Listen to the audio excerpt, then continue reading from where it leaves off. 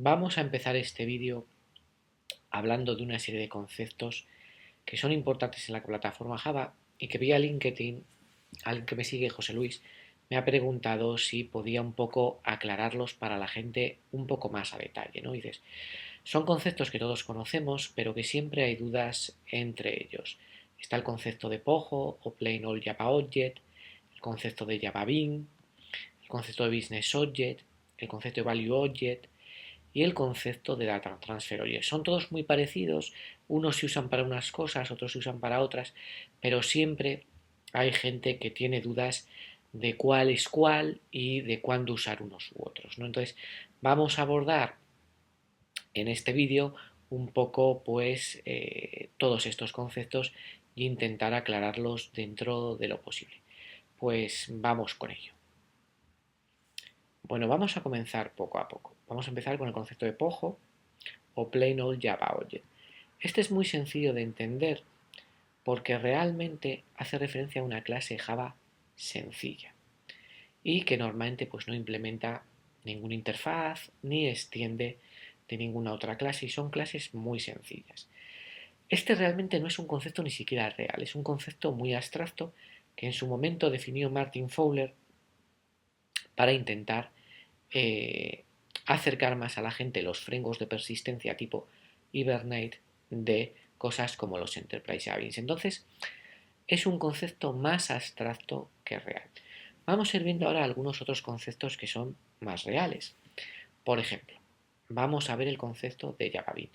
Esto sí pertenece al estándar de Java y es una clase Java que tiene propiedades y por cada propiedad tiene un método setGet, pero aparte debe tener un constructor vacío y debe ser serializable. No se necesita mucho más para ser un Java Bean y se usan en muchas casuísticas. No es, digamos, el componente un poco que de intercambio de información entre las distintas partes de un programa Java. Ahora bien, ¿qué diferencia entre un Java Bean y un Business Object o un objeto de negocio? Bueno, esto también es difícil de ver, ¿no? Dices, un objeto de negocio desde mi punto de vista, aparte de ser normalmente pues un Java Bean, tiene información adicional que un Java Bean no necesita, que es, por ejemplo, puede tener métodos para hacer cálculos, operaciones, etcétera, etcétera. Pero aparte de eso, define una entidad de negocio de nuestro aplicativo, ¿no? Eso está claro, es una de las entidades. Puede ser una factura, una persona, una compra, un curso, lo que queramos. Y sobre todo, también muy importante, suele estar relacionado con otras entidades de nuestro modelo. Básicamente es eso. Bueno, vamos a seguir un poco más. El concepto de value object, ¿no? Dices, este concepto es un concepto complejo. ¿Por qué? Porque hay distintos enfoques de qué es un value object. ¿Cuál es el enfoque inicial, no uno de los más conocidos? Dice, bueno, yo puedo tener una clase persona, que es un business object, y que se relacione con otra que en principio podría ser un business object, como es la clase dirección. Sin embargo, esta clase, en nuestro modelo, depende completamente de la persona y es una parte de la persona. Por lo tanto, ni siquiera tiene tabla propia en la base de datos. Entonces, hay una dependencia absoluta y no tiene entidad propia. Esto es lo que se conoce como value object normalmente. Y he puesto un pequeño detalle que es, este no es tanto un patrón de diseño de Java Enterprise Edition, sino que es un patrón de análisis y viene de un libro llamado Main Driving Design de Eric Evans, que es un libro centrado en patrones de diseño y de modelado que no tienen nada que ver con el mundo Java, pero que al final es un libro muy reconocido y que mucha gente ha usado. Entonces, ¿qué problema hay con este concepto de Value Object? ¿No dices? Pues hay el siguiente problema, que en Java Enterprise Edition ese concepto no es idéntico al que acabo de contar, que como recuerdo es un concepto orientado al mundo de los patrones de análisis.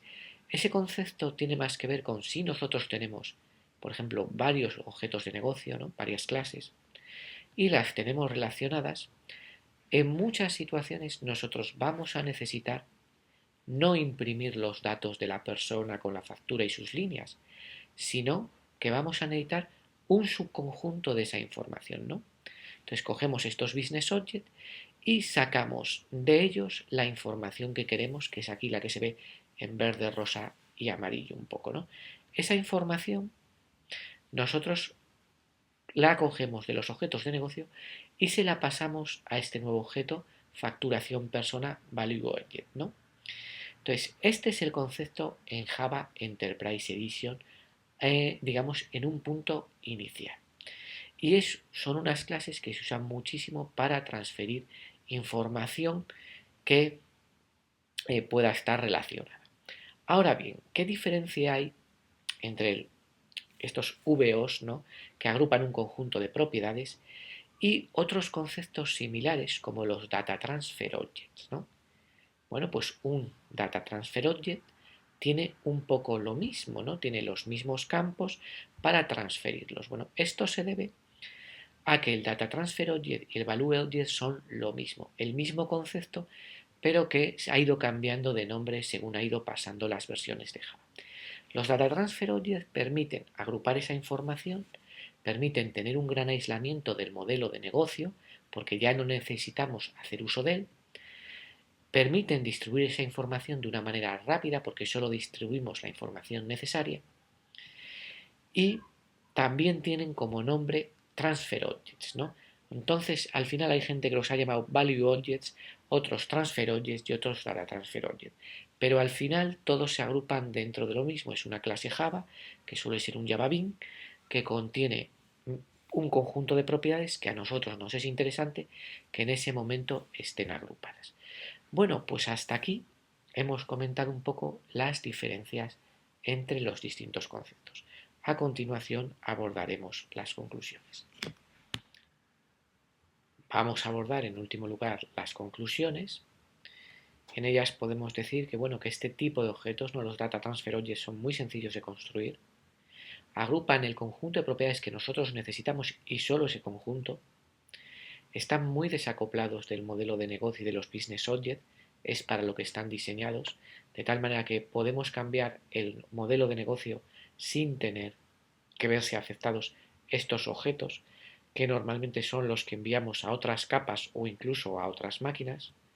Y finalmente que mejoran evidentemente el rendimiento de pasar un conjunto puro de objetos de negocio, ya que solo pasamos los datos que realmente se necesitan.